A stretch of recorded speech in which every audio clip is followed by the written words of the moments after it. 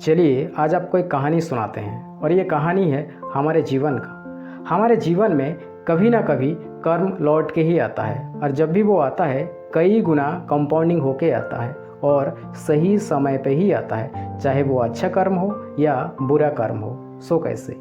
एक बार महाभारत पे भगवान श्री कृष्ण का उंगली कट जाता है तो साइड में खड़े द्रौपदी ने भगवान कृष्ण का उंगली में एक छोटा सा धागा बांध लेते हैं। तो भगवान श्री कृष्ण ने द्रौपदी को कहते हैं कि द्रौपदी, मैं आपका ये जो छोटा सा ऋण है कभी ना कभी तो आपको लौटाऊंगा, मगर सही समय आने पर ही लौटाऊंगा। और समय का कालचक्र देखिए, द्रौपदी का वस्त्रहरण होता है। जब द्रौपदी का वस्त्रहरण होता है उस भारी सभा में रोते बिलखते द्रौपदी ने सभी को विनती करता है, लेकिन द्रौपदी का बात सुनने के लिए कोई तैयार नहीं था।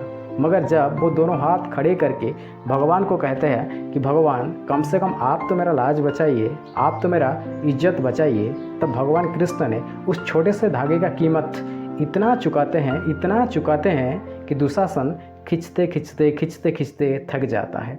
सो डियर फ्रेंड्स, कहने का मतलब यही है कि इस दुनिया में जो भी कर्म करेंगे आप, उस कर्म का रिजल्ट आपको मिलना तय है और उस कर्म लौटना भी तय है। सो यही कर्म ही तो है जो हमें इस दुनिया में लेके आता है और यही कर्म ही है जो इस दुनिया से हमें लेके चले जाता है। सो फैसला आपका। जब भी आप कर्म करेंगे सोच समझ के कीजिए, क्योंकि यही कर्म ही आपको बांध के रखता है।